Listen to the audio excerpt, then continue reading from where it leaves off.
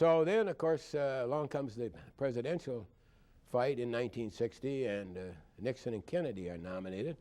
My mother was a delegate to that one. I got a big long picture with Jerry Ford from 5th District. That was Ottawa and Kent. And that was in Chicago, I believe. That was in Chicago. So now I'm the U.S. Attorney, so I figured to myself, well, if I don't get elected judge, if Nixon makes it, I got a pretty leg up. I'll be U.S. Attorney. Miles leaves and says, if you don't make it as judge, he said, if I get elected Attorney General, maybe I'd like to have you come along as my deputy.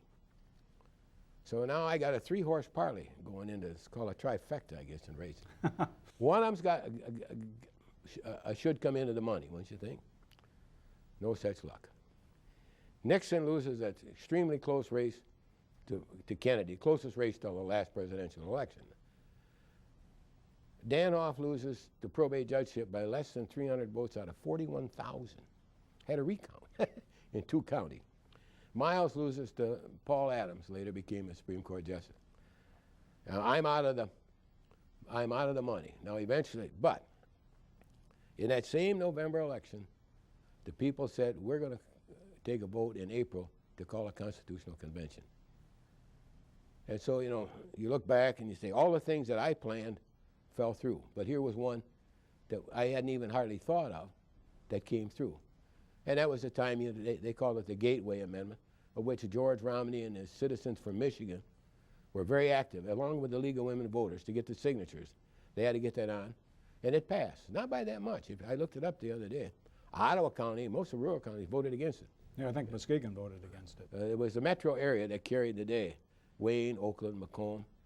And even Gus Scholl, AFL-C, said, yeah, he was supportive of calling a convention. He thought probably, and he was right, that there would be a better apportionment. Included in the Gateway Amendment, there was a change in the way the delegates to the convention would be elected. Each state house district and each state senate district would elect a delegate if the people approved the call in April of 1961. Right.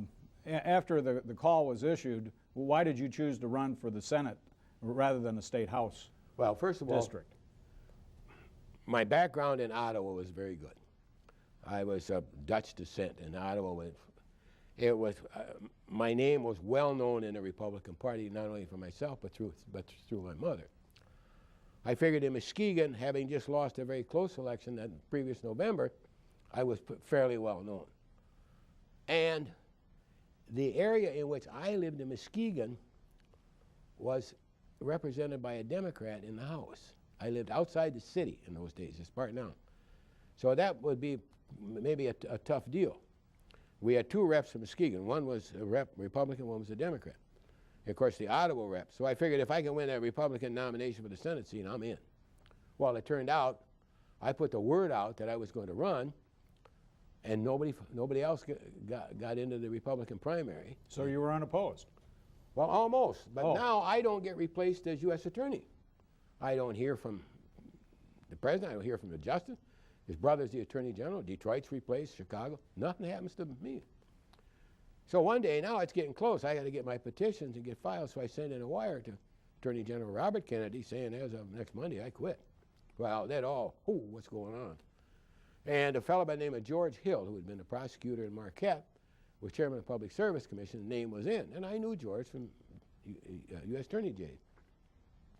So George said, what'd you do? I said, well, I quit. Why? He said, oh, McNamara's been calling me. FBI's in here. They called back, can you wait 1 more week? So I did. And George came down, and I got him going. In fact, he hired me on as a special assistant, and which we had done before in '53. So I had a free ride in the primary. The only money I spent was on a postage stamp and said here, and I think I ran an ad saying thank you. When was the primary election? In April, the voters approved the call for the Constitutional Convention.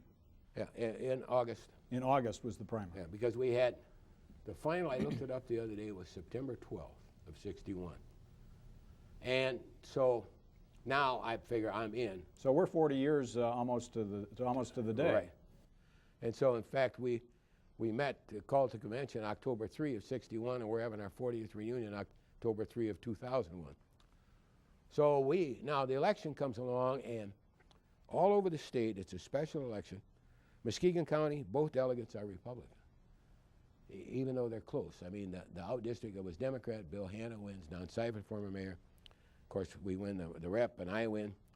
You go into Wayne County, 5 or 6 seats that were held by Democrats. I think a lot of Democrats figure if we can win every seat that's a Democrat, we will not have a majority, but we'll be very close. Because in the Senate, you see, the Senate was horribly, well, there were like 3 or 4 senators from the UP. It was frozen in the old Constitution. Oakland County had 1 senator. Kent had 2. But when the dust all cleared, we had 99 Republicans and 45 Democrats. Overwhelming, and nobody in their wildest dreams from the Republican side figured, what could we do? And of course, I resigned once I filed, and so now I'm elected to the Constitutional Convention. And one time I get a call from Grand Rapids. Well, John B. Martin becomes a delegate. Paul Goebel, former mayor. Walt DeVries. And I get a call that George Romney is going to be in Grand Rapids to meet with delegates. I had never met the man, so... So you had not been active in Citizens for Michigan or anything like that? No, I knew about it, but I was not active. Primarily, well, it didn't interest me, and there wasn't activity like that in Muskegon anyway.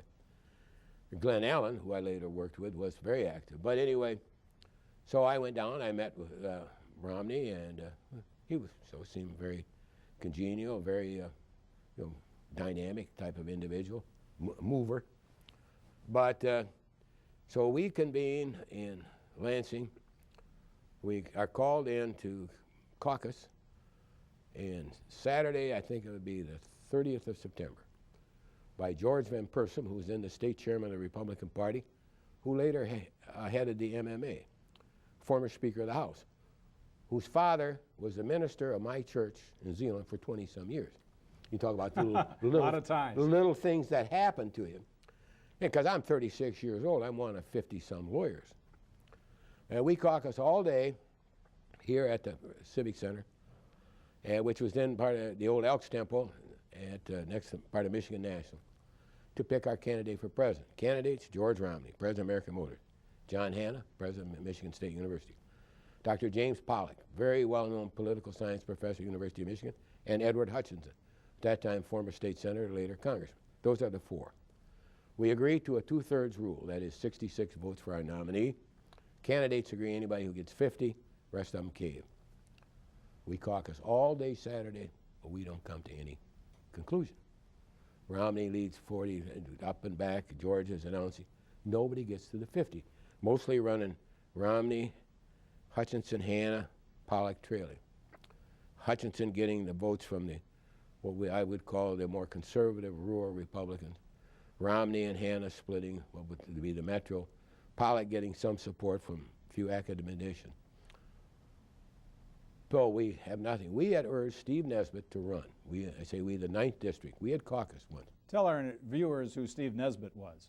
Steve Nesbitt was a former superintendent of schools, was then the vice president of Gerber Baby Food in Fremont, and well known in educational circles. I think he served on the State Board of Education.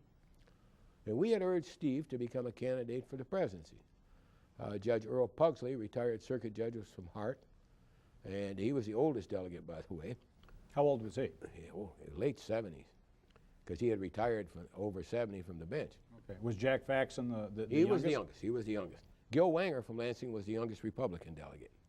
And so, but Steve said, no, I didn't. Well, on Monday, we said, Steve, we got a deadlock. Will you run? He said, finally he said, okay, if somebody else gets into the act, then you can place my name in nomination. Well, after 1 or 2 ballots, I think it was Rockwell Gust, who was a Detroit attorney, one of those who won in the Democrat district, came and said, we got this deadlock, we're going to nominate Bill Cudlip. Bill Cudlip, Dickinson, Wright, McKeon, Cudlip, Regent, University of Michigan. Well, good man. With that, Steve said, okay, so we got somebody from Hillsdale to nominate him, Ken Priddy. As I recall, it's an hour in, our first ballot, Steve gets like 30, 31 votes, which is pretty good. But I'm no expert at that time, but I know enough that if you got a dark horse, if a dark horse stops, you got to move forward. You stay the same or slide back, you're dead.